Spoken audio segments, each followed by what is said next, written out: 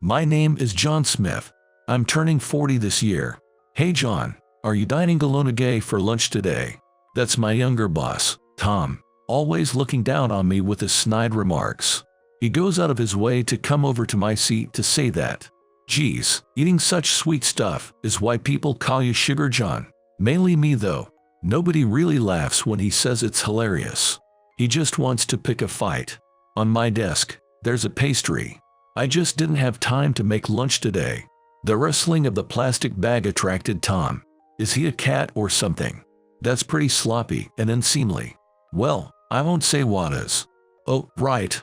The design proposal you submitted, John, needs to be redone. Too many unnecessary things. Not that I'm going to specify what. There's no need to emphasize it. While remembering these things, I'm on my way home when I see a sign for a newly opened gym.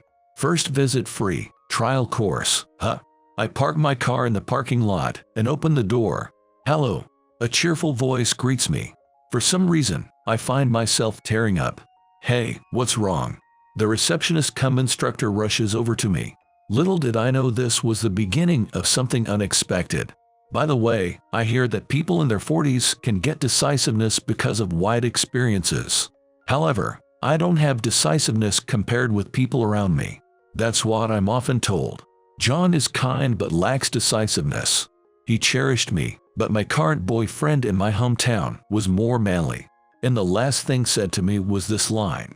Being kind and dumping the final decision on someone else are different things, you know. I'm just tired. Let's break up. My ex-girlfriends, each leaving me with their own unique farewell. And then, the incident that completely broke my spirit happened.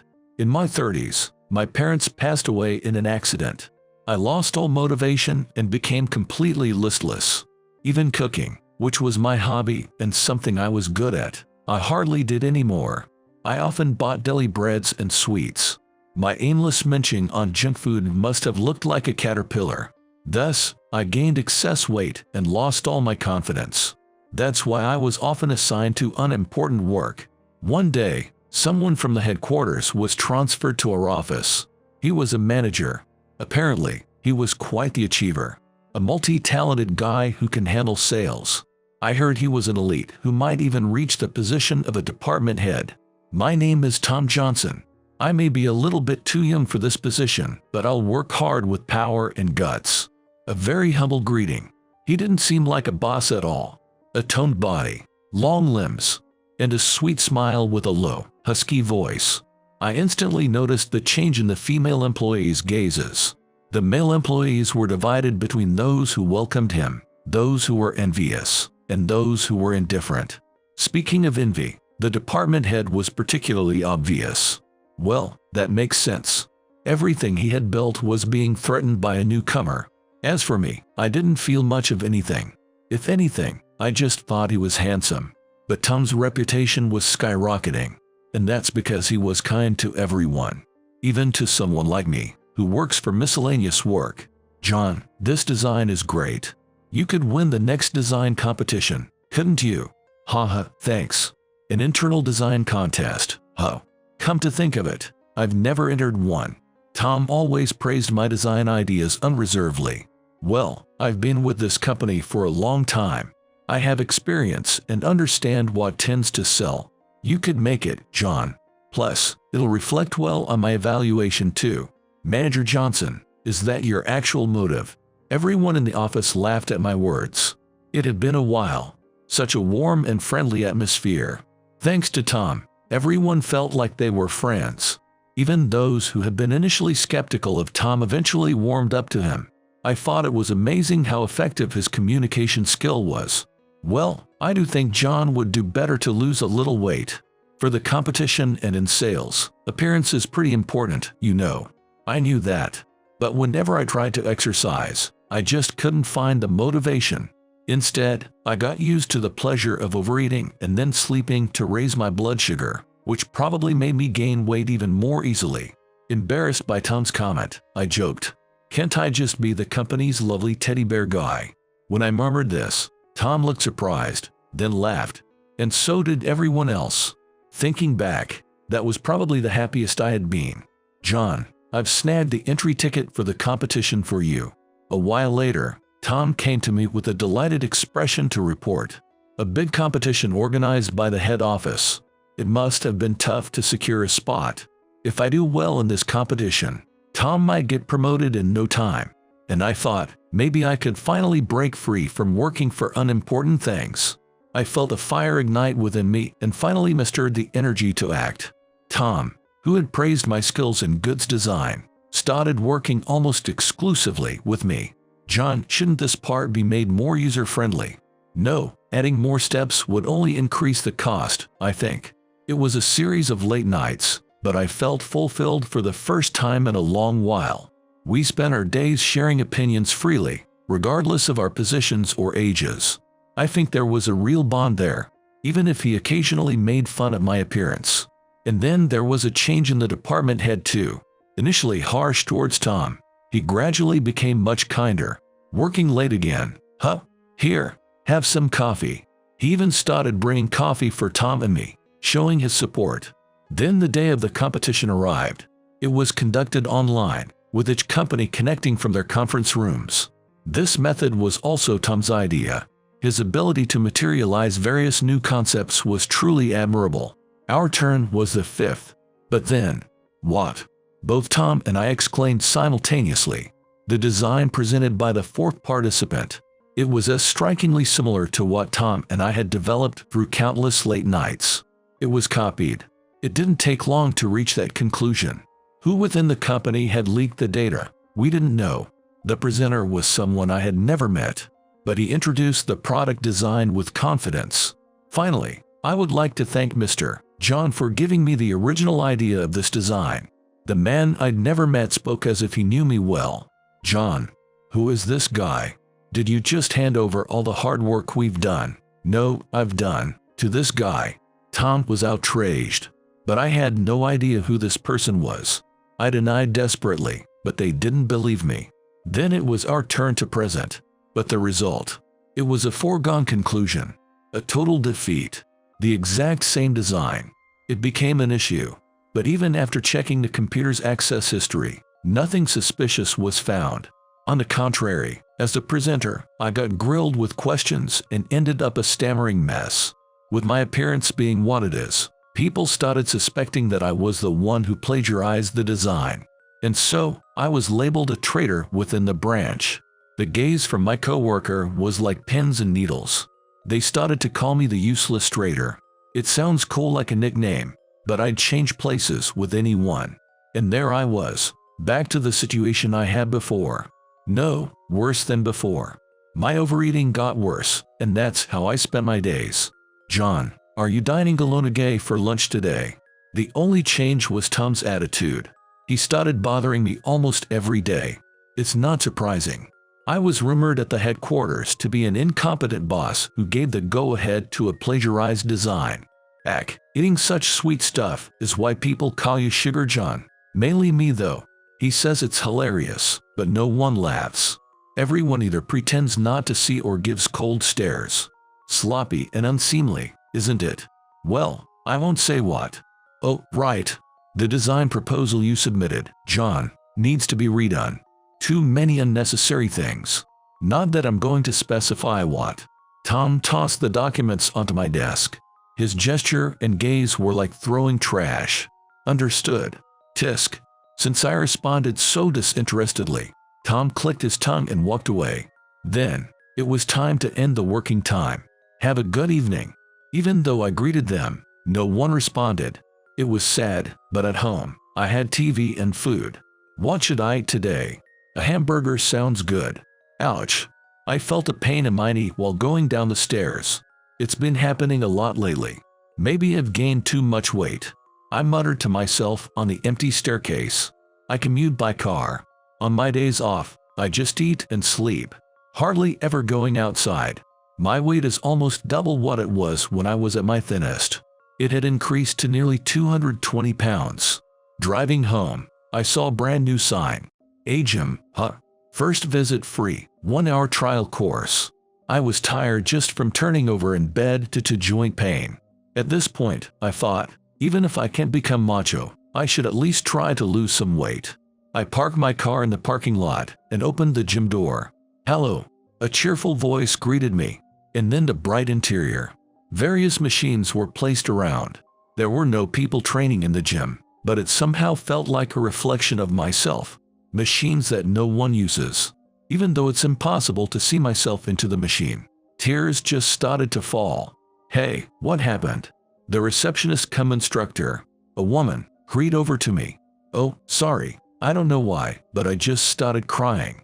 I apologized to the woman and wiped my face with tissue I was holding. Looking at her nameplate, it said Emily Harris. Her handwritten name and the cute illustration next to it were memorable. "I'm sorry. Actually, I saw your signboard outside. I've been gaining weight recently and thought maybe coming to a gym might help a bit." Emily, right." I caught my breath and spoke a bit more calmly.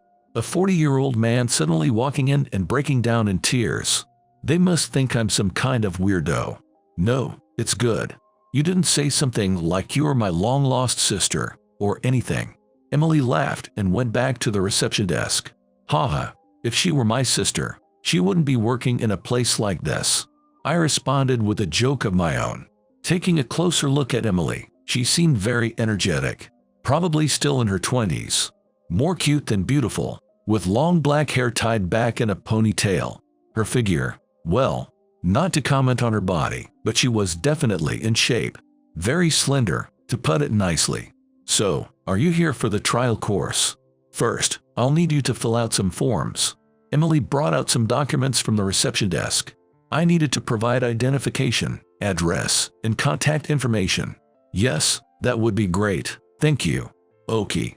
We do offer rental training wear, but please be aware there's a separate cleaning fee." Emily explained the details in response to my words. "Do you know how to use the equipment?"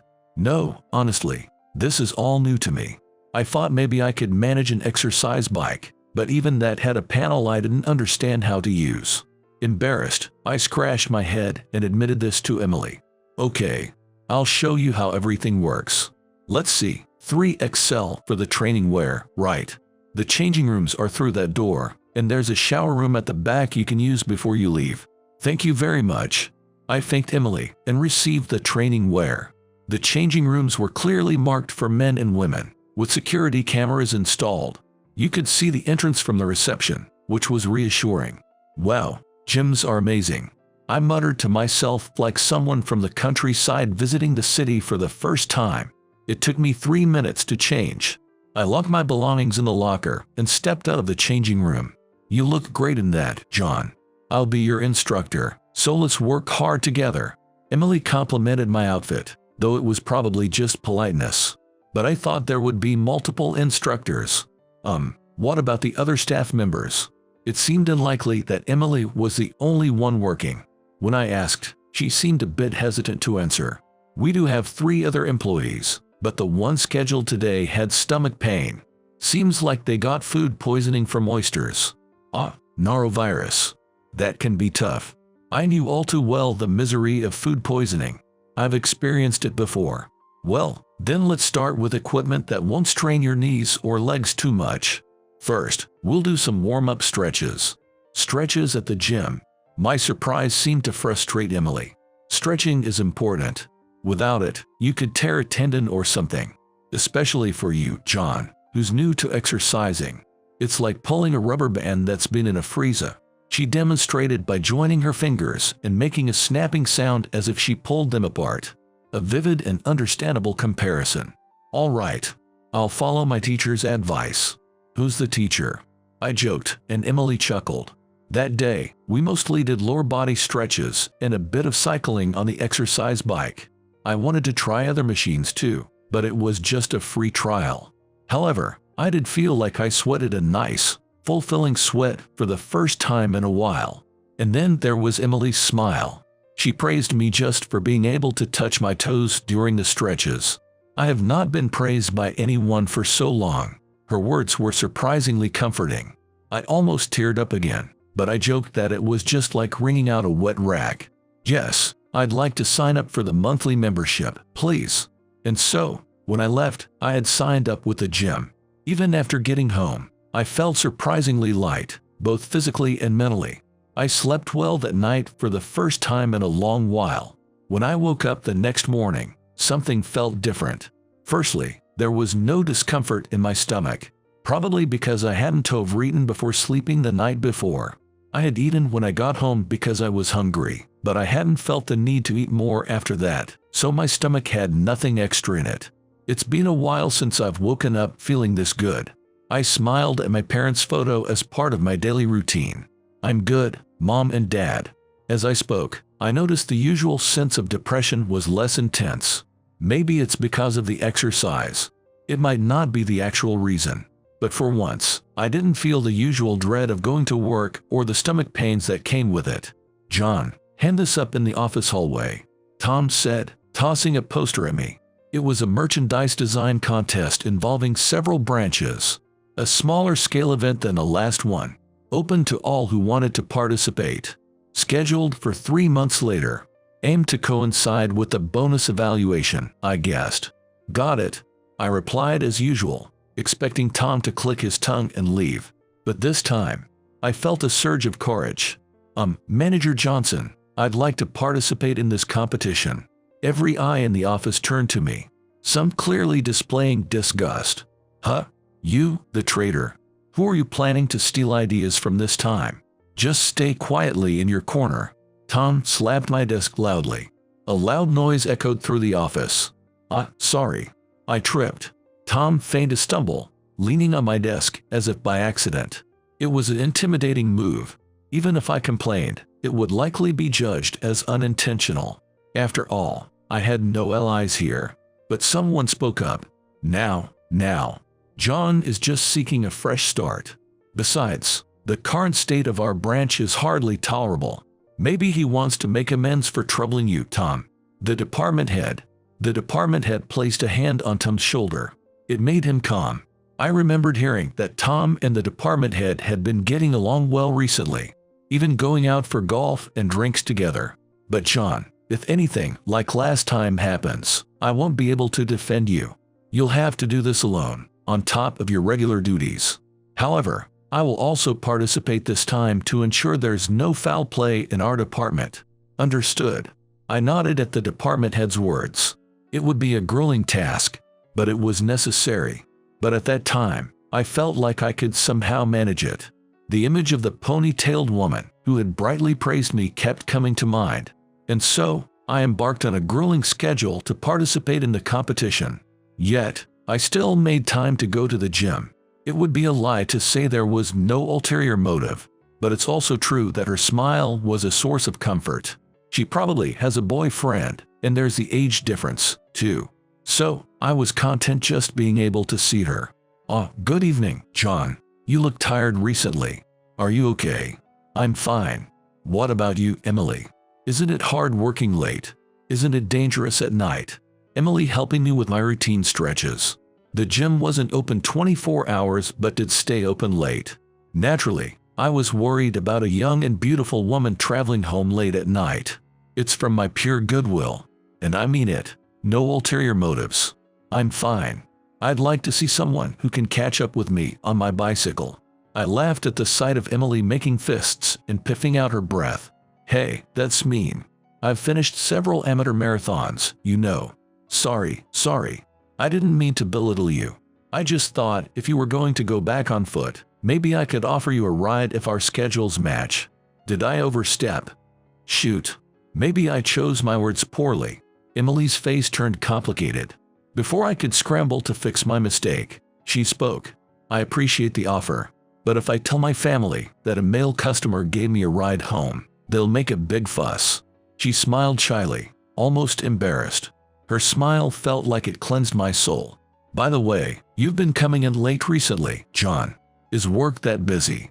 Emily asked, and I answered honestly, about participating in the design competition, and how last time I faced sabotage and it ended terribly, and about how I was being shunned at work now. Just an old man's trivial complaints. I'd be happy if you could just ignore them. Ouch. Emily's hands pushed against my back with force. Naturally, it felt like my stomach was being crushed. "Hey, Emily, what are you doing?" Another trainer hurried over, alarmed, to stop Emily. She must have heard my cry of pain. I'm so sorry, John. I just can't stand that kind of thing. It seemed she had a stronger sense of justice than I realized. But it's strange, isn't it? I'm not very knowledgeable about computers, but could it be hacking to steal information? Emily pondered, touching her chin with her index finger. I don't think it's hacking. The security should be foolproof. So I've been thinking it might be someone inside, but I don't want to suspect anyone. As I said this with a wry smile, Emily seemed deep in thought. Then, suddenly, she whispered an idea in my ear. It tickled, but I endured it. How about this for the design idea? A month had passed since Emily gave me her design suggestion. Lately, I felt much lighter. I had lost 11 lb in a month, but I heard weight loss slows down after a certain point. I needed to be careful with carbs and snacking. Even if people at work were cold to me, it didn't bother me as much anymore. I was now studying past merchandise designs. Aren't you being too relaxed, John? The competition is in 2 months. Tom sneered at me, but I didn't mind. I thanked him and assured him I was fine. Tom clicked his tongue and walked away, talking to the department head. They've been quite close lately. Well, it's none of my business. It's done. I'm late, but maybe I can still get an hour of training in. Standing up from my chair, my body creaked loudly. It was already what one would call the late-night hours. The office floor was dark, and I was the only one left. Leaving the office, I entered the gym's parking lot, but the building was dark. Strange, I thought they were still open. I got out of the car and checked the time. But then, I heard sounds of a scuffle and voices. Don't come any closer. That voice from the darkness, it was Emily. What's going on? I'm calling the police. I prepared to call the police, pressing the number but not dialing, and rushed to the scene. But there, only Emily was present. Well, there was a cat at her feet, but it ran away. A sandwich was on the floor. The cat must have been after it. Are you okay? I approached the crouching Emily. Eek. She let out a scream. Later, she told me she was startled by my face illuminated by the smartphone light. The gym had closed early today due to a problem with the air conditioning system. The building was old, and she using the old air conditioner, which might have deteriorated over time. Let's go somewhere brighter. Are you afraid of cats? When I asked, Emily shook her head vigorously. Apparently, she developed a cat allergy after being scratched by a stray cat. I'll drive you home. You might want to take a break from work for a bit. Emily was a mess of tears and runny nose. I gave her my business card and some tissues. My contact information was on it, and if her family asked, she could say a friend drove her home. Throughout the drive, she was silent, but when we arrived in front of the apartment building Emily said was her home, she thanked me. Thank you for tonight. I'll make it up to you sometime. Okay, how about one date then? That line was from an old game that was popular back in the day. Kids nowadays probably wouldn't get it. I realized too late that maybe it wasn't the right thing to say in that situation. Emily just said sure silently and left. What am I doing? It wasn't the right thing to say to a woman in her state. I headed home, regretting my thoughtless comment. After taking a shower and settling in, my phone rang. It was Emily. She had taken my comment about the date seriously. I couldn't back out now by saying it was a joke. So, I ended up agreeing to a date with Emily. Worried about whether she'd feel uncomfortable beside someone like me, I asked her. I actually like rounder guys. All my relatives are muscular, so I've always preferred the opposite. My cousin used to be round and just my type, but now he's lean and muscular, and not as nice to hug. That's what she said. I felt like my extra weight finally came in handy. Time passed as we went on several dates. On the day of the competition, I approached it with a secret strategy Emily had shared with me. My turn was last, the finale of the event. But before me was the department head. Honestly, his design skills were a mystery. I heard he was quite the expert back in the day. His design was revealed, and a crowd murmured in surprise. The department head confidently presented his design. It was you, department head. My muttered words were lost in the murmurs. It made sense. The data on my computer was from past merchandise, a decoy suggested by Emily. The department head finally realized the odd atmosphere. Department head, that's an old product. Is this some kind of joke? Tom asked, but the department head was shocked and turned pale. John, you tricked me. He accused me, but I was unfazed. Tricked? I was just researching past materials. The department head collapsed, possibly from high blood pressure, and the competition ended abruptly. He was later reassigned to a remote location by the head office, all because he had tried to discredit me to win over Tom. However, the department head had decided he couldn't directly take me down, so he tried to frame me and win over Tom. John, I'm sorry. I got carried away by the department head's words and tried to set you up as the bad guy. After everything ended, Tom apologized to me.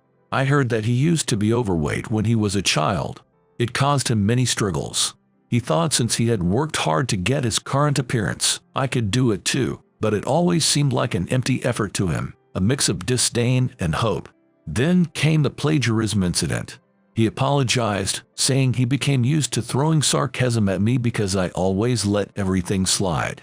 I don't mind it. Besides, I've started going to the gym and have been gradually losing weight. I'm just a little over the standard weight now. I wasn't lean like Tom, but I had muscles underneath the fat. Emily seemed slightly disappointed, but still liked my body. A gym. Which gym do you go to, John? How about we go together next time? I suggested in response to Tom's question, and he quickly agreed. Then Tom and I shook hands. It was like making peace, or maybe just settling things. I'm too soft-hearted. Later, there was a twist when I took Tom to the gym, and it turned out he and Emily were cousins. There were times when I ended up surrounded by Emily, Tom, and their family, taking awkward pictures, but that's a story for another time. But now, I feel surrounded by smiles. And some muscles too.